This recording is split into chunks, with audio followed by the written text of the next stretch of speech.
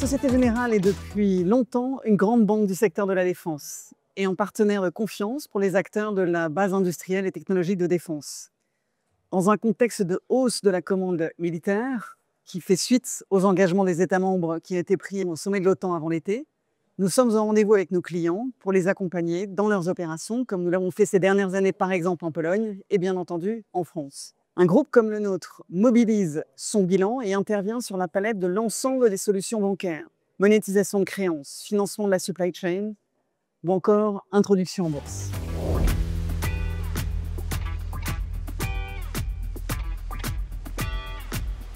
La problématique est industrielle avant tout, avant d'être financière. Les enjeux aujourd'hui portent sur la montée en cadence de la production ou sur les décisions d'investissement sur ces grands projets qui s'étalent sur plusieurs années. Aux côtés des grands acteurs, nous trouvons aujourd'hui des acteurs de taille moyenne ou petite, qui sont parfois fortement endettés et dépendants de grands maîtres d'œuvre ou de la commande publique qui peut s'avérer volatile. Ceci pèse sur la prévisibilité des flux de trésorerie. Beaucoup a été fait pour favoriser et améliorer la situation, en particulier en France, où nous avons un marché spécifique et bien organisé.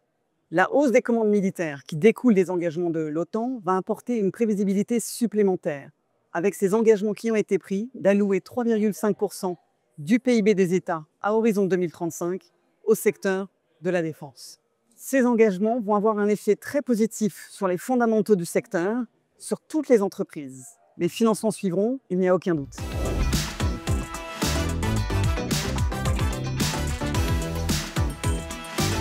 Il faut tout d'abord favoriser la consolidation pan-européenne et accompagner les grands acteurs dans les opérations stratégiques qu'ils mènent.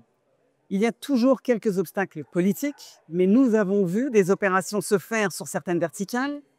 Dans les systèmes terrestres, par exemple, le rapprochement entre Krauss-Maffei et Nexter, ou encore John Cockerill et Arcus. Dans les satellites, le rapprochement annoncé récemment entre Airbus, Thales et Leonardo. D'autres opérations pourraient suivre et pourraient se poursuivre sur certaines autres verticales, comme l'IA, la robotique ou encore le naval. Il faut ensuite aligner l'écosystème financier avec ses enjeux de souveraineté et de sécurité. Les travaux ont été engagés pour cet alignement au forum qui s'est tenu à Bercy en début d'année avec le ministère des Économies, des Armées, les établissements bancaires et les investisseurs financiers. Dans cet écosystème financier, il faut notamment des outils de financement en fonds propres pour pouvoir renforcer la structure capitalistique de certains acteurs du secteur.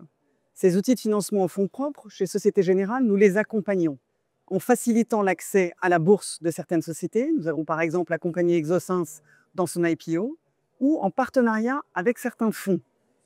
Au sein de Société Générale, Sogecap par exemple est partenaire de Tikeo qui vient de lancer un nouveau fonds de private equity du secteur de l'aéronautique et de la défense, fonds qui sera ouvert aux particuliers. Nous intervenons également en direct avec Société Générale Capital Partenaire ou encore nous soutenons les startups du secteur avec un schéma dédié de notre équipe French Tech.